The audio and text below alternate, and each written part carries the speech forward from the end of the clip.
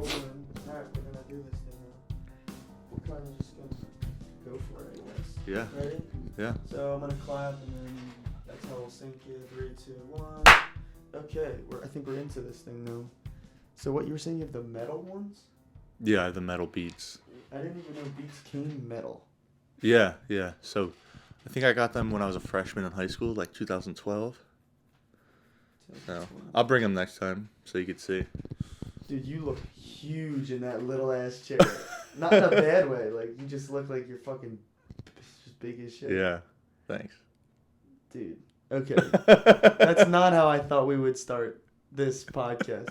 So, everybody watching, this is going to be a pod. We're hoping to do weekly pods. So, I guess we'll first start off with introducing ourselves. I'm Maximus Cardillo, but if you're watching this channel, you probably already knew that. This over here is my good friend, Alexander Eskandar. Yep, that's me. So Alex is a scientist. How do you introduce yourself? Like when you want to actually impress people? I just introduced myself as Alex Iskander. and that's impressive as it is. now if people ask me what I do, I just say, hey, I'm a scientist, right? It's a little more complex than that at sometimes.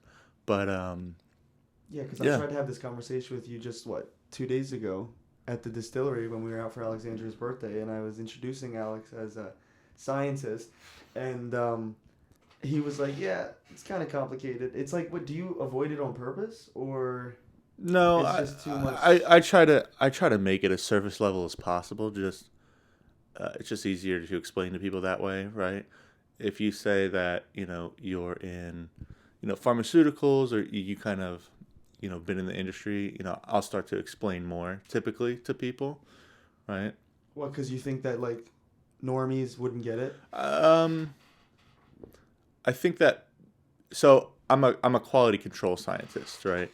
So I'm testing drugs to make sure they're safe and effective for release to the public, right?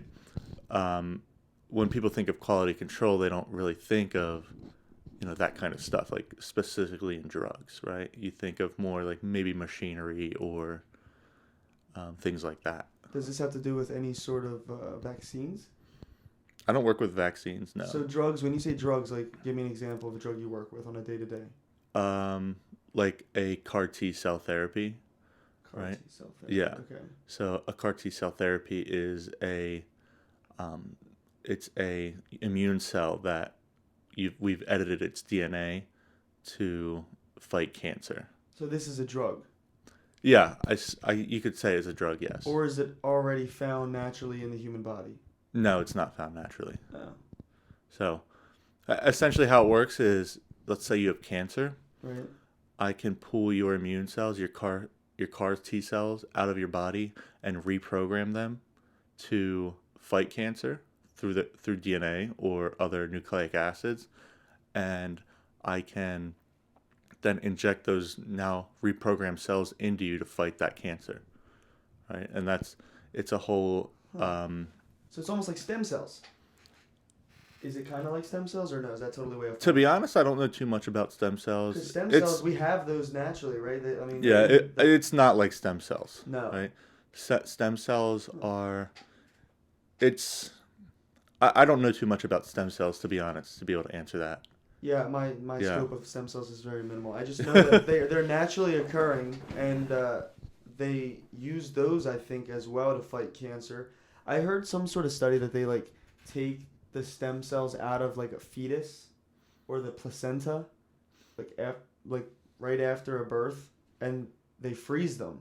Mm-hmm. Because if that person needs some sort of a cancer fighting agent or some sort of therapy later on, they could use your stem cell. Like, this is like new shit that I just heard.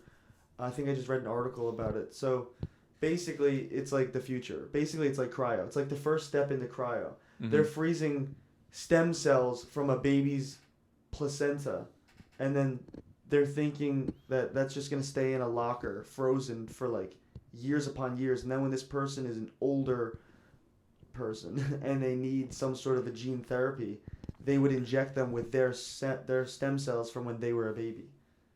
Yeah. You never heard of this? No, I've heard of this. I honestly haven't looked too much into stem cells, right? So you're working with the CAR T, is it? Yeah, CAR T mostly, and then also gene therapy. So they kind of go hand in hand. CAR T. What pops up if I look that up? So probably CAR T is a cell type that'll probably pop up. CAR T, like car, and then just CAR the letter dash T. Okay. Yeah. Receptor, cell therapy, group breaking, personalized immunotherapy, re-engineers. It destroys. So it's specifically a cancer fighting agent. Yeah. Okay. You could also use it for other things. I know companies that use it to fight Alzheimer's. Really? Yeah, I'm not exactly sure how that works, but I know there's companies doing that. You're specifically researching or doing work with the CAR T. I'll say fight cancer. I work at a manufacturing facility that produces this at larger scales for clinical trials.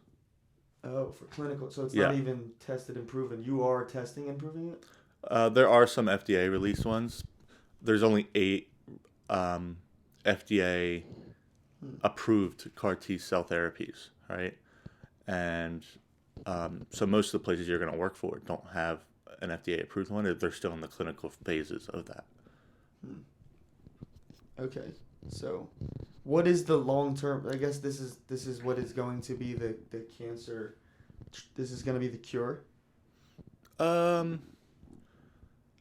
Just the therapy, strictly. I wouldn't say a cure, but it's just another kind of way to fight cancer, right? It's not perfect, right? Biology is so complex, right? That, and you know, some people think cancer is like a simple disease. You know, when you see those commercials saying that, like, oh, we can treat your cancer, everybody's cancer is different molecularly, right? So that's what I lots of people believe there's a cure for cancer. People don't want to release it. That's right? Literally what I was segueing into. Cancer is a molecularly very complex disease. Think about how there's billions of different molecules in your body, right? Yeah. Cancer is so complex, and you know, some cancers that display a single like receptor that's easy to target, right? It's easy to target that, right? But some cancers just go off the wall, right? Molecularly, they develop resistance to a certain drug or therapy that they're being exposed to, right? So literally, when you see those commercials saying like we have we'll treat your cancer, right? They're literally talking about your cancer. And then they come with a long paragraph of side effects, and then it's like the craziest thing. And did you hear this? That the United States of America is the only country that actually allows commercials like that? Yeah, and particularly I don't think that marketing pharmaceuticals directly to the end user it's great because you don't know what that it's not you're looking great, at. You mean not great? I don't think it's not ideal. It's not I don't think optimized. it's ideal. I don't, because you don't know what they're talking about, right? I'm not saying so. Lots of patients do educate themselves, right? But I don't think the average patient will educate themselves on a certain topic, right? To that extent, to know what drugs are out there. I think that's a decision best made for your doctor to decide what's best for you. Because doctors are, you know, they go through 4 years of undergrad, 4 years of medical school, you know, up to 7 years of residency, years of fellowship, right? So they get almost 20 years of training, maybe more, some. So, but yet they still have these commercials that are targeting pharmaceuticals to the general public. Yeah. Like Ozempic, isn't that one of them? Yeah. They publicize that on like a large scale, and then people go out to their doctor and say, "Hey, I want to get on Ozempic." It's like the inverse. It's like everything nowadays is like flip-flopped. Yeah. It's like the patient goes to the doctor and says what they want to be prescribed instead of the other way around. Yeah, and I don't think that's how it should be, personally. Right. Right. Well, that's big pharma, isn't it? Isn't that the whole thing? I won't say it's the whole thing, Well, it's but not. I think it's just something that, you know, the laws in our society have allowed for, Well, it's right? Yeah. the So, dollar, right? and I wouldn't say that they don't. They probably lobby for that. I'm not sure if they do or they don't, but they probably lobby for that kind of stuff to avoid that because it, for example, like with Ozempic, that probably brings them tons of sales. Patients coming in saying, "Hey, I want Ozempic," right? So, Ozempic is more. It's not so much a drug to. I'll say it's. I don't know how to explain, but Ozempic is like one of the first drugs we've seen of its like kind, where it's like reducing people's weight, and people are just getting on it to look better. They Yeah, don't. Some people don't even actually need it, right? dude, isn't that where the world's going though? Like, isn't this something that your field touches on? Like, you're all about editing genes in your field, right? Correct me if I'm wrong. So, like, don't you think that's where the world is going? Like, in the future, we're just gonna hop on a computer when we're pregnant and like program the genes within the baby. I want a blonde hair, blue eyed kid. Mm-hmm. I want him to be 6'2", and I want him to be just naturally jacked. Yeah, yeah. Um, I mean, definitely we could head that way for sure. I mean, So, you edit genes today in 2026, right? So, like, what would you say that the world or science, where are we? Like, are we anywhere near that? Like, is that even a possibility in the next 20 years? yeah, I think people are actually doing it They right are. now. Yeah, I don't know too much, about that side. So, that's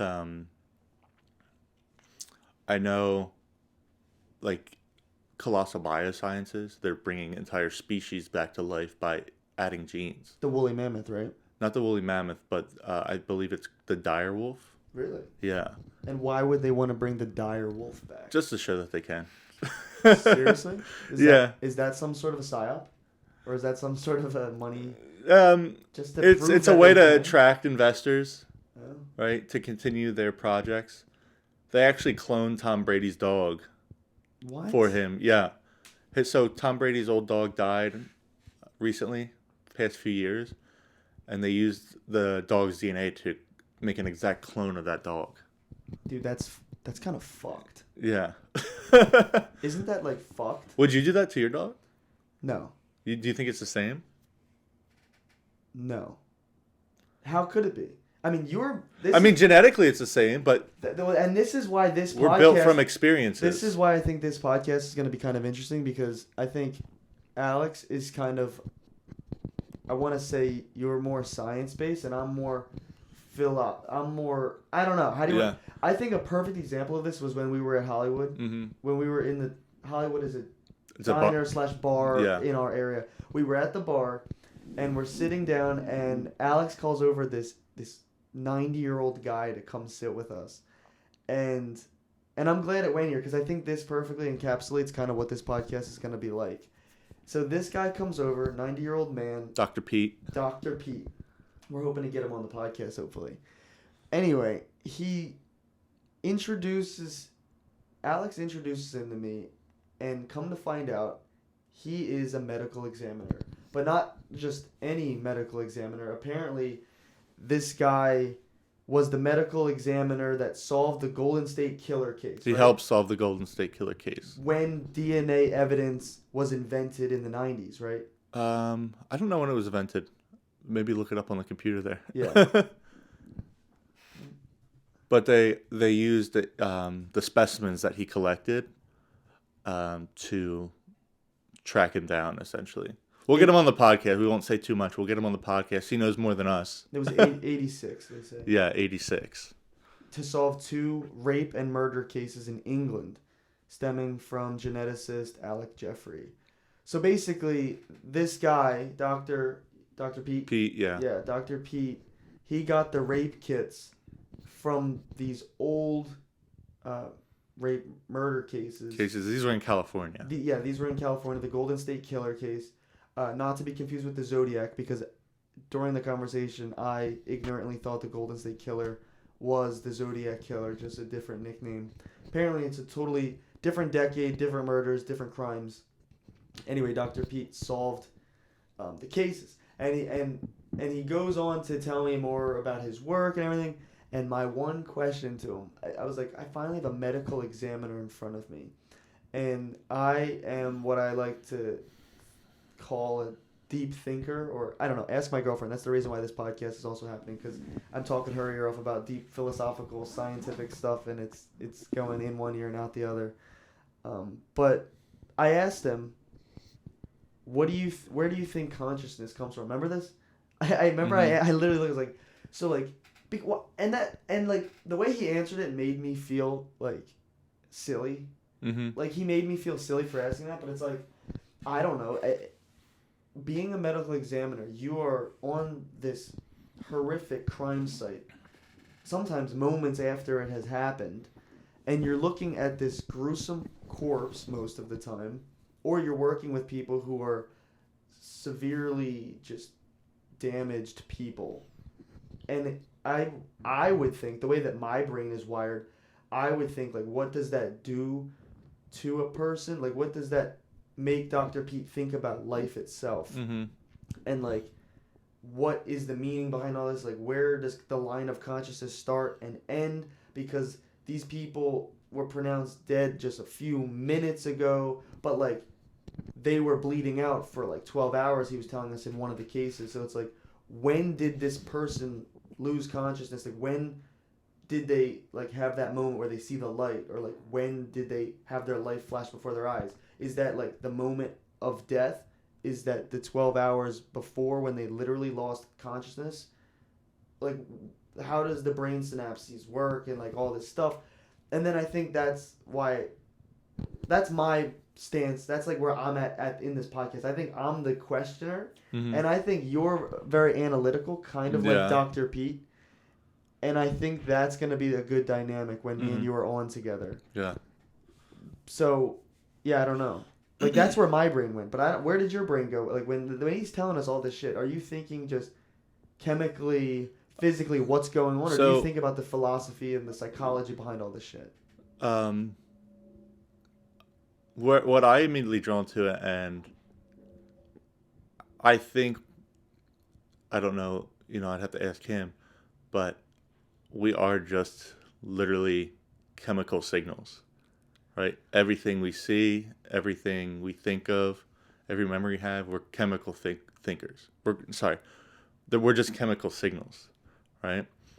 If part of your brain has like a lesion on it, like one of the stories he shared, right, and you're not able to, let's just say you're not able to use, the part of your brain that I'll just say something stupid, lets you see color, right? That's a part of your consciousness. Are you still conscious, right? If, you have a lesion on one of the connections of your brain, right? And you have, there's certain disorders where a person they can still see, right? On the right or left side of their body, but they can't articulate or know that anything is there, even though they can see it, right? Is that person still conscious, right?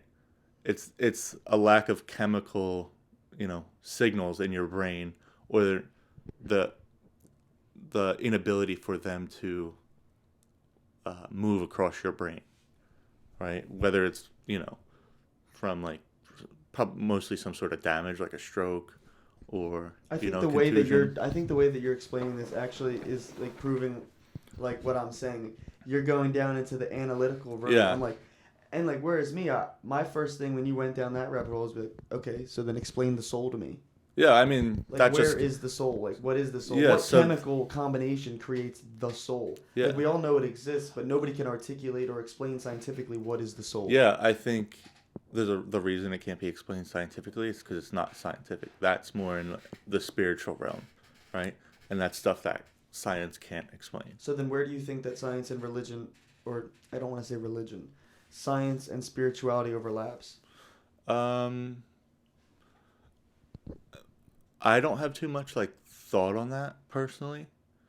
I do know that like all the greatest like institutions we have today, like look at Harvard, Princeton, Yale, Oxford, they were all founded by religious institutions, right? Right. And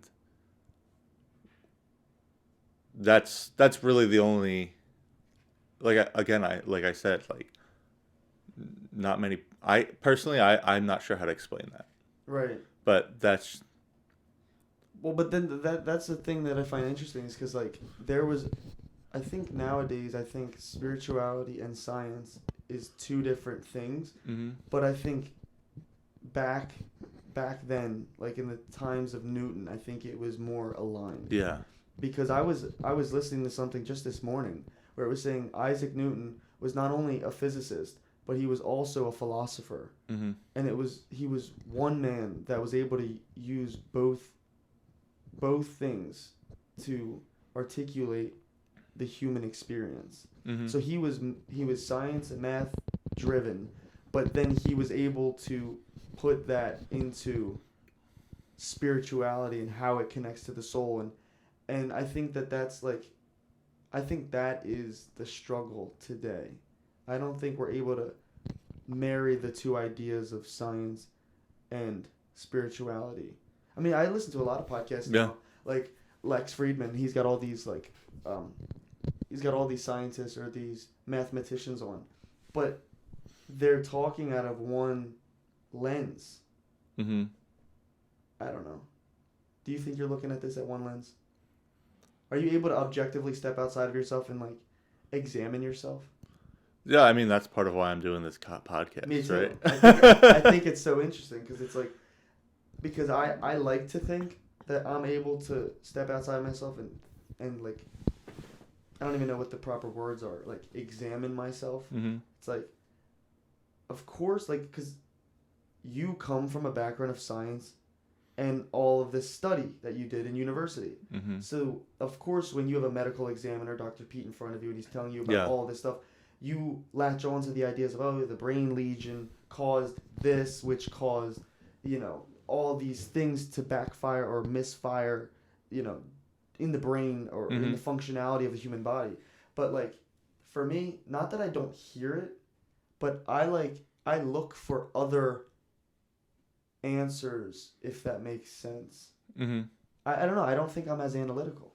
Like, not that I don't appreciate the level of work that he did to solve those cases and all of the science and the knowledge that he has to know that the brain had to be bleeding for 12 hours or that there was no blood left in the brain, so he had to have been dead for X amount of hours. Like, I appreciate all that. But I guess I'll just go with this. I don't think I have the same beliefs as you. You said that you think that we are chemicals and we're just, I don't know. So at a scientific level, I will say, like, I do believe in God. I identify as a Catholic, right? Christian Catholic. But I guess that's not something that I'm really able to explain myself. That didn't interfere with your studies or anything? That didn't conflict with any sort of... No, I mean, I went to... I graduated from St. Joe's University, right? It was bought out by University. They bought out University of the Sciences, and I graduated from St. Joe's University. I mean, if that was such a big issue for St. Joe's to have a huge science program, right? They wouldn't have done it, right? And like I said, the biggest, the biggest, most well-known institutions are all, they were all founded by religious organizations. Right. I think the Vatican actually they work like side by side with astronomers. Yeah. Doesn't the Vatican literally have a telescope? Well, or it has... I think the thing that is really misunderstood about Christianity today, and I think it's due to, I think what's misunderstood about Christianity today is that it's anti science, right? Catholicism isn't anti-science, right? I think it depends who you talk to, because I think there's different branches of Catholics and there's different people's practices. I'm speaking of Roman Catholic. Catholic, the institution as a whole. But American, people don't study religion enough to know that, Right. right? They just assume since most Americans, who are Christian, especially the older generations, right, that because that's what we're exposed here to in America, right? Older generation Christianity, that they just think older Christians or older forms of Christianity don't believe in evolution, right? For example, right? The Catholic Church, I believe, if you look it up, it does believe in evolution. But do they believe in dinosaurs? I'm not sure. Right? I don't think they do, because it wasn't in the Old Testament. Or it wasn't in any of the Bible. Or evolution. Did you spell it right? No, I put science instead of evolution. The Catholic Church does not have an official binding position on evolution. Oh, they don't. But it considers the theory compatible with faith. Yeah. Right, because they don't want to say anything that's going to, lose them followers. I guess. And they don't want to... I think that there's something there about, they don't want to be, proven wrong. Possibly, but you can't just look at something and say, right, that it's not true if it's right in front of you. Well, then this gets into the whole idea of, what is true. Right? What is objectively truth? I don't know. We don't know. No. So, that's, if you want to get into the minutia, if you break down any topic or any debate or any argument or any belief system, it all can boil down to what is your truth. Because, my truth might be different than your truth, which might be different than the Pope's truth. Mm-hmm. So it's how do we define true? Yeah. I guess I guess in your studies, it's, what you, I don't know, what you were taught in school, but who proved that? It's I'll say the one thing I got out of school is kind of critical thinking skills, right? Especially as I started doing research, as early as my undergraduate studies. Researching in a lab really kind of taught me how to think analytically and think critically, right? And that's kind of when I started, questioning things and thinking more into everything, right? I kind of developed a muscle for deeper thought. That's interesting because I went to film school. Yeah. And in film school, I would say I was able to it taught me to critically think as well. I think college does that in general, right? Especially good professors who are very passionate about what they do. They challenge you to think, right? I noticed personally for me, I noticed it a lot more when I started doing undergraduate research.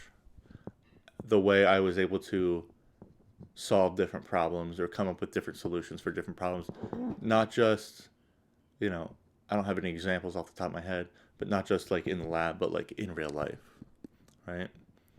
So you say good professors, though. I have the opposite experience. It was a bunch of bad professors that forced me to critically think because all these guys in film school, they were teaching you how to film one way, or they were telling you that this is how movies are made, or this is what makes a good story. Mm-hmm. You need to have this 3-act structure. This has to happen here. This has to happen here. And everything felt so formulaic.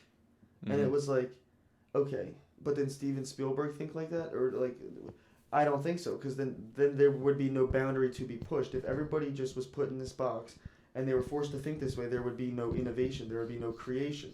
Yeah. So basically what I'm trying to say is all these bad professors in college forced me to think outside of the box and develop a critical thinking brain. So now and this is maybe to a fault, I take this to every aspect of life. It's my friend tells me something, okay, but what skews him to believe that or lean that way? Mm-hmm. Because the professors would say shit and I'd be no. I've made movies before outside of school and they were successful in film festivals and everything, and I broke the 180-degree rule, or I used this microphone, mm-hmm. or I didn't need practical lighting. And that's, I think, what sets me apart than everybody else that I went to film school with. They like to, I don't know, I'm not a rule follower. Yeah. And that's not because of this, overwhelming sense that I need to be this rebel for, to be cool or to stand out. It's just, inherently that's just how I am. Yeah. So that's, I think, how I developed a critical thought, which is interesting because you developed a critical thought the opposite way. Good professors. Mm-hmm. And bad professors forced me to be like, if this guy's a professor, what's stopping me from being a professor? Mm-hmm. Like, why? No, I swear to fuck. Because there was one professor I had in college. It was at Rowan, when I was at Rowan. He was this old dude, right? And he wasn't qualified for his job. And that's just the truth. Mm-hmm. So he was a photographer that is teaching a film class. Yeah. A videography class. Yeah. He was pretty straight up, though. And I would say he was a good professor because he was honest. But I wouldn't say that he was a qualified professor. So, like I said, he was a photographer in his career for X amount of years. Anyway, then he gets a job at Rowan as a professor teaching photography. But then they needed a film professor to teach Film 101 or whatever it was. And they got the photographer to teach the film class. Yeah. He never made a film. He doesn't even do video. He was a photographer, right? So he got a book, studied the shit out of it, and so he can only think of something through like one dimension of thought. Yeah. The analytical side. That's where I stepped in, and I would ask a lot of questions and a lot of things he would have to think about or refer to the book or the text. Anyway, I wind up showing him a film I made that like won some little award in a film festival. He had me come to the front of the class the next week and teach the next lesson or help him teach it. Because this is Film 101. This was like my early days in college. And he actually was teaching us like the different types of shots in film and the different types of lenses and focal lengths that you could use. And every shot that he was going to teach us every shot that he was teaching us in class, I had done in my short film that won in the festivals.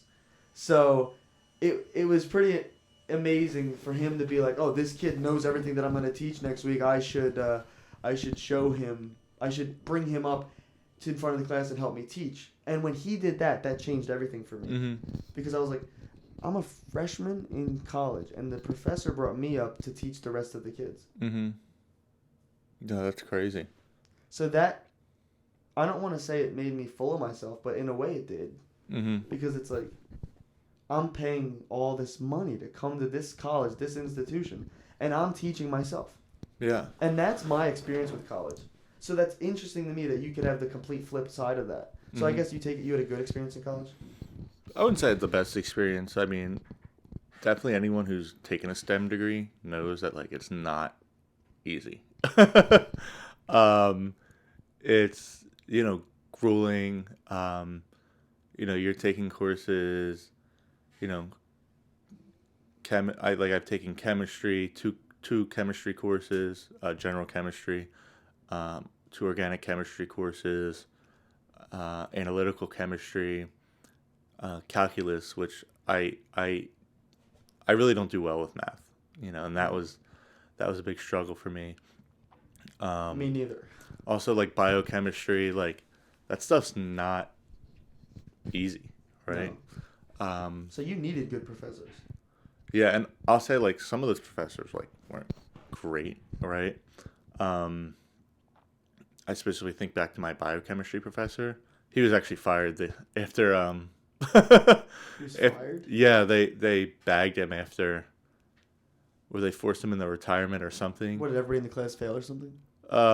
Most people did. Really? Yeah. So they blamed the professor. I think 60% of the kids in the class got a D+ or lower. Right? It was really bad. Also, anatomy and physiology. My anatomy professor was crazy. Crazy how? Just the questions he would ask on tests, right? It wasn't. So when I've taken anatomy. I had 2 classes with him, anatomy 1 and 2, but some anatomy classes are just like, it's highlighting a bone and you have to identify that bone, right? But let me try to think of something. But his questions would be, I'll just use some words. This isn't going to make any sense. But if your foot is dorsiflexed and you're looking at the body from the back, what muscle is attached to it would be some crazy line of like you have to go down this entire chain of problem solving to get to the answer, right? It's not asking you, oh, what bone is this, right? It's asking you if your body's positioned this way and your hand is flexed this way and you're looking at the body from the back, right, what muscle is closest to you, right? That's a crazy but that's how he would ask questions, and that got lots of people. But it was stuff like that, right? I've taken anatomy. I took an anatomy class right. at a community college, right? And I've taken an anatomy class at a 4-year university with this guy, Dr. Anwar, and that's how he would ask questions, right? That's kind of what taught me to think, right? You have to go down this chain of problem solving to get to the answer. It's not, and then with my other college class at my community college, right? So would you say that those professors failed you? So like him asking the questions like that, and then I don't think it failed me. Like I didn't do bad in the class, right? But it forces you to unlock that critical thinking. That's basically what I'm trying to say in so many words. Like these professors, they were so different, or they were so one-track mind, or they were just not qualified for the job. It forced me to have more confidence in myself and my own abilities, because I just look at this professor like any other person. Yeah. And I don't know if you did that, because you're working with people who are like doctors and have actual PhDs. I'm working with guys, who work on a television show in New York or in Philadelphia, and it's like different. That's one thing about the University of the Sciences is the professors were so. I hate to get into this conversation, but and I know not everyone agrees with this, right? And I'm hesitant to bring this up, honestly. But this is where I get kind of controversial. I don't think a degree is just a piece of paper, right? I've taken courses at community college. I've taken courses at 4-year universities like Wilmington University. I've taken courses at University of the Sciences. I've taken online courses for graduate programs. I've experienced education at like so many different levels right now. I've got like something over like 300 college credits or something. I don't think 300. I think I'm like, I added it up. It's like somewhere between 200 and 300. So what did you finish with? What? So bachelor's? So I have a bachelor's in biomedical sciences. Right. I have a master of data science and a master of business administration. Jeez. And then when I was in community college, I got an associate's in chemistry. Oh wow! So you have a lot of degrees. Yeah, I mean the Do you have them all framed up on your walls and shit, or? Yeah. So, but anyway, I'm not one. I don't think a degree is just a degree. I do think in some sense it does matter where you go to school, but that's just from a personal like. So what are you trying to say? Employers don't care about that. I forget where I'm going with this. So you're saying that degrees matter. The piece of paper does matter. It's not just a piece of paper. Yeah, I think it matters where you go to school, because my experiences at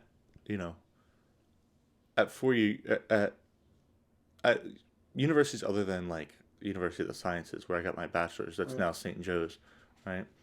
Like I said, I had the professors that would, point to a bone, tell me what this bone is, instead of, that one professor at St. Joe's who was like, you have to go through this entire problem-solving thing to get to the answer, right? So I come from the track of thought that college is a fucking scam, but that's a way like a hideous overstatement or a blanket term. Like for you and your field, you got degrees in things that like, I don't know. I want to say the word tangible. That's what comes to mind. They're tangible things. Filmmaking is like, it's fucking opinions. But here's the thing, like society makes that a tangible thing now. Everybody has a bachelor's degree, so you need that to compete in the world right now. It's like But do you get what I'm saying though? Like, yeah. Filmmaking is a fucking opinion. Yeah. Like, the guy could say my shot being a little bit this skewed to the right is like fucking terrible and it breaks all the rules, and it's like, you don't know what you're doing, kid. Mm-hmm. But like somebody else would say, oh, he's an artist. Like, this shows the perspective of the main character is warped and it's not straight, it's not aligned. He looks at everything like on its side, and that's symbolism. But for you, it's like, no, bro, that's the fucking pelvis. Like, that's not, like, that's, there's no arguing the bones. There's no arguing the genes, is there? I mean, I don't know how gene, like, editing works, but. I mean, no, I mean. There's no arguing it. It's fact. It is kind of, I guess, I mean, if you have data that's incomplete, then. Well, I guess you're always looking at, like, half the picture, aren't you? In your field, in editing genes, aren't you always looking at half of it? Because then if you take quantum mechanics into everything, it's like you don't know what's going on. You don't know anything because if you look deeper and deeper and deeper and deeper and you go down that rabbit hole, it's like what we're talking about is like a blanket term. It's like and this is what leads me to put some stock in the fucking simulation theory, which we kind of talked on at the bar that one time. It's like we hit this delete button on the keyboard. But like that delete button then goes into the inner workings, the motherboard of the computer, and it sends this electrical signal to the processor, which then deletes the character. But the characters are all built into the back end of the computer's software, which allows it to compute. And it's like you hit the delete button, but really you hit over a dozen things that are going on in that one process. So you're editing these genes, right? And it's like you delete this one thing to work with CAR-T. And then it's like, but what are you really, like, do you ever think about that? Like, if you, when you're wild, because you physically edit genes, right? So I don't physically do it, right? So, like, I work at a plant where they do that. Right. And my role is to make sure that was done correctly, essentially. And so, then this would be your job. It's like, so say they delete something. I'm sure that has a quantum effect, right? Because everything is something deeper and deeper, right? Yeah. So say you need to get rid of something, but it's connected to something else, and it creates a chain reaction. Kind of like what I'm saying with the delete button. Well, it's like everything is something else, and we're only looking at half the picture. And I think that's my stance on life, dude. Yeah, I mean, so with gene therapy, you're saying like a chain reaction, right? They purposely target like simpler genes that are easier to, like smaller genes, that are simpler to delete or add in, right? If you start messing with complex systems that require multiple genes to edit, like that's where shit kind of goes haywire, right? And that's how they got those glowing bunnies or whatever they were. Glowing bunnies, like bioluminescence, or I forget exactly, but I believe that's just one gene off the top of my head, right? So, like, that's something simple. That's a simple gene edit, just one gene, right? But do you hear what I'm saying, though? But, like, do you think we look at the world through, like, blinders? Yeah. I think everything is a computer keyboard. Everything is an interface, right? Like, just like your phone. You open your phone, and you have Safari, you have your text messages, your phone app, but, like, that is just, I guess it's like language. It is another form of language. Yeah. It's an interface that allows you to interact with something. It's a bigger process that is connected to a bigger process. Because that's what language is, isn't it? It's like we have invented these set of words that describe a huge array of, like the word depressed. Like that is so many words put into one word. It's like everything is a blanket term. Everything is. It's like everything is so simplified because our human brain can't compute everything all at once. Yeah. Which is interesting to me because that's like. But when you think about language, right? You don't think about words, right? Language is a way to communicate ideas, which are different than words. Wait, hit me with that one more time. Language is, it's not words, it's ideas. Right. Right? And Right. I And words are tools in the toolbox. yes, and I kind of came to this. I was trying to learn French on Duolingo? Duolingo, yeah, and I noticed, I wasn't sitting there actively translating these words in my head. I got to a point where I started, um, you know, understanding the ideas that the words were putting out. Right. So I wouldn't be like, oh, this means you. Blah, blah, blah. I wouldn't. I would start understanding the ideas that the words were allowing me to Okay, so you want to understand. hear something interesting, dude? So my mom is Puerto Rican, right, and my dad's Italian, but my mom's parents come straight from Puerto Rico. So my grandmother on my mom's side doesn't speak any English. Mm-hmm. So growing up, and I guess when I was like learning language as like a young kid, there's some words in the English language that didn't make sense to me. Yeah. So like for example, when I was growing up, we always called flip-flops or sandals chanclas. So you're talking about learning like language. I never knew the word flip-flop. Like to this day, I remember being at a friend's house and it was summertime or whatever and they were like, "Oh, grab your flip-flops." I was like, "Flip-flops?" I was like, what is flip-flops? And then they grabbed their chanclas. I was like, "Oh, chanclas." I was like, "Chanclas." And they're like, "No, flip-flops." Yeah. It was like I didn't know the difference, but I didn't even like, dude. I didn't even know I was speaking a different. Like I didn't even think about it. Like, oh, that's Spanish, that's English. Like my brain didn't compartmentalize what was going on there. Mm-hmm. It was just a word that described what I was looking at, what I was wearing. Isn't that just so? It's so fucking interesting. Yeah. Like I didn't know what flip flops were, and that like, it kind of messes with me to this day, because it's like, how many other things do I not know? Maybe. If you want to get really deep with it, it's like all these English words. It's like maybe there is like another higher being or like an AI or like a sentient, like, or ETs that have like this whole other way of communicating through like, I don't know, just the vibrations in the ground or something, and it's like this other form of communication, kind of like dolphins. Don't dolphins send out like subsonic like waves or something through the ocean and then they like? I think so. Yeah. Yeah. So. That's different, dude. Like, and then bats are the same way, aren't they? Bats use echolocation. Yeah. Yeah. But what if they can? What if the echolocation holds just as much weight as language? Like, what if they're able to like put more thoughts, right? Because that's what you said. Language is thoughts, not words. It's ideas. So what if echolocation is like a more optimized version of language that's able to put more thoughts or ideas? Because like they would echolocate like if there's danger from like miles away. There's actually a video I just watched. There's birds that do that. They have language. You'll have to look it up. Wow. I don't remember exactly. It was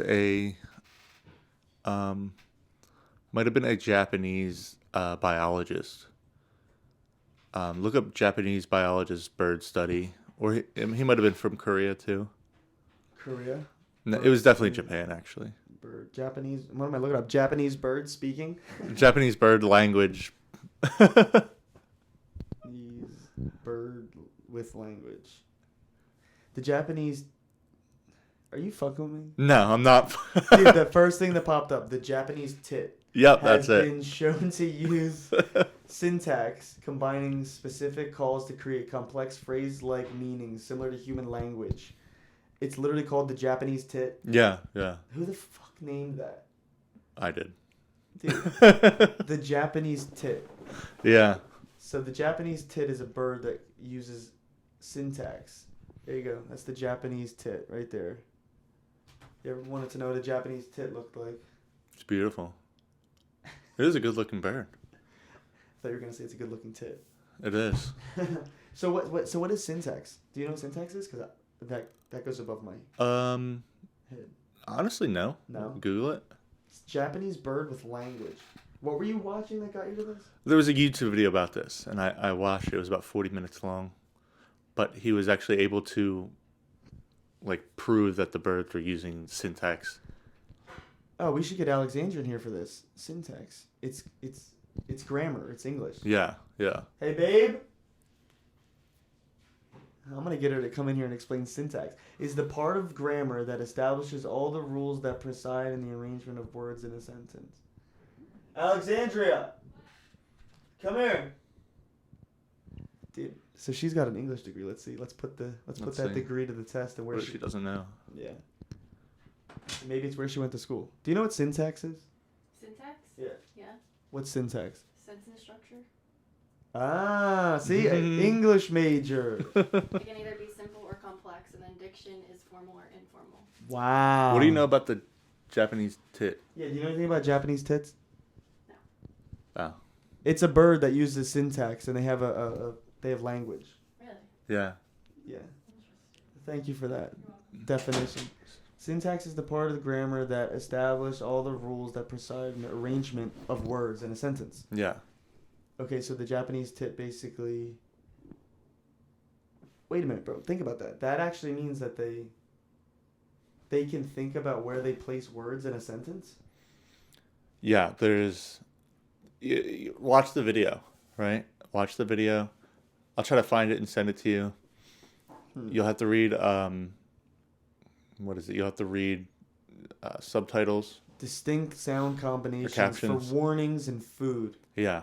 That's what I'm saying, though, dude. So if birds have something like that, what if, like... Well, we were just talking about that fungi. You were telling me to watch that thing about fungi, right? Doesn't fungi... I'm pretty sure that I was reading something that fungi has a way of communicating, too.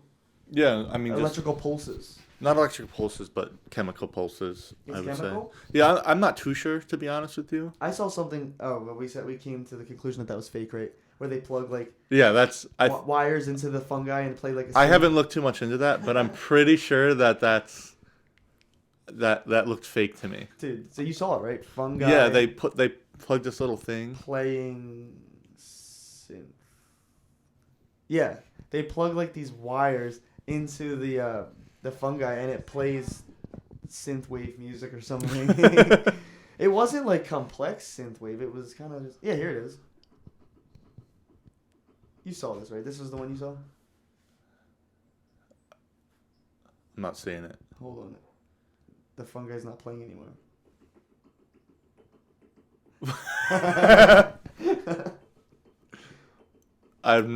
You've never seen this? I haven't seen that one. I've seen other ones. No, dude, I think it's actually legit. I'll look into it. So it's a wild mushroom. That is...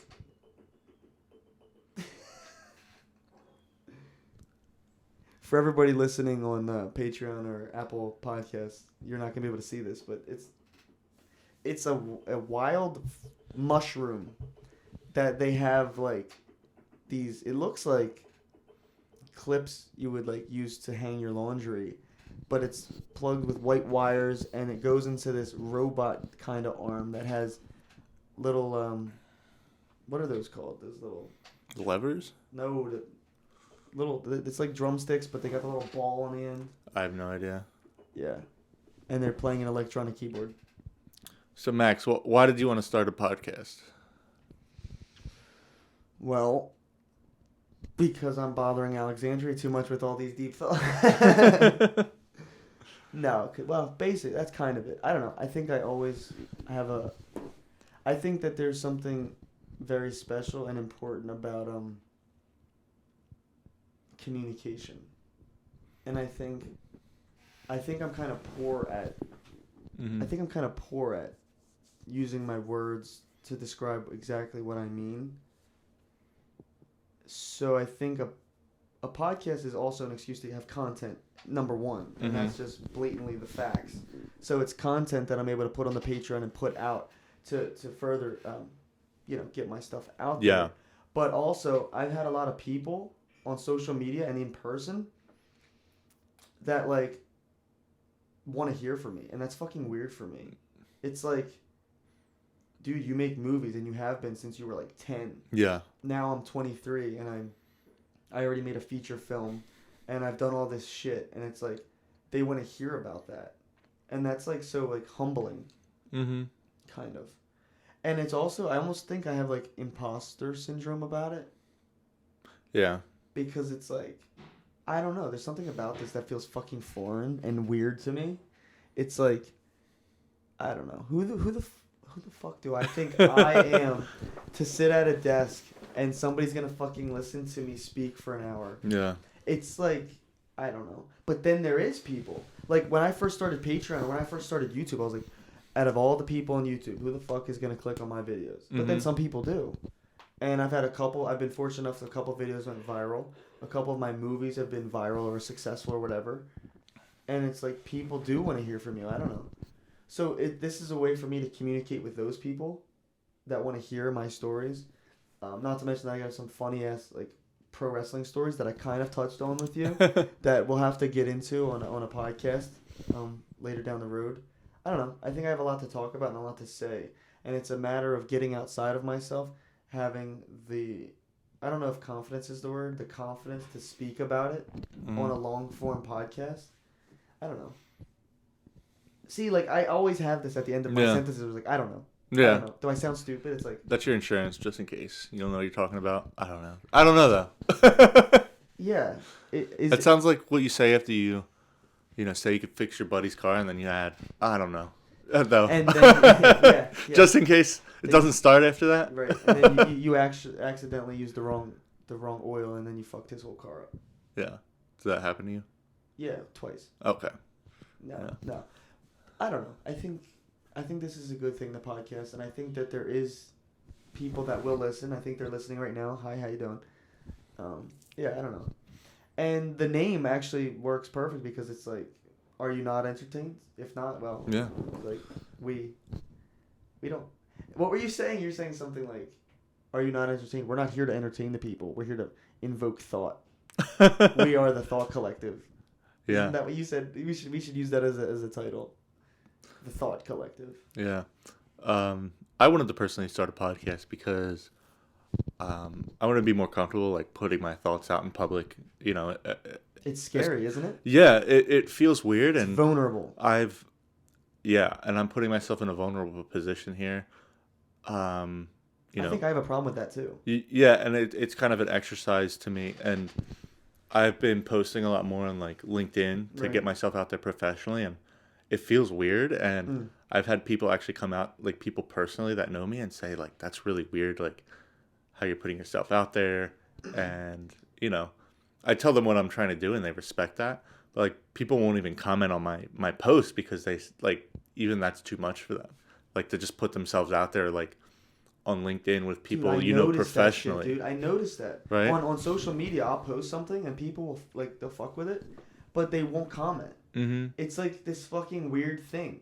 Because it's like, if you comment, then other people see what you commented, and then they'll, like, judge you, like, oh, you watched that, or you think that, or you, like, that's how you actually feel. Yeah. It's like everybody is more connected nowadays with social media, like LinkedIn, like Facebook, like Instagram, but it's almost like we're further away because it's like, now that you know that you're connected to the fucking world, like, everybody can see your Facebook post. Yeah.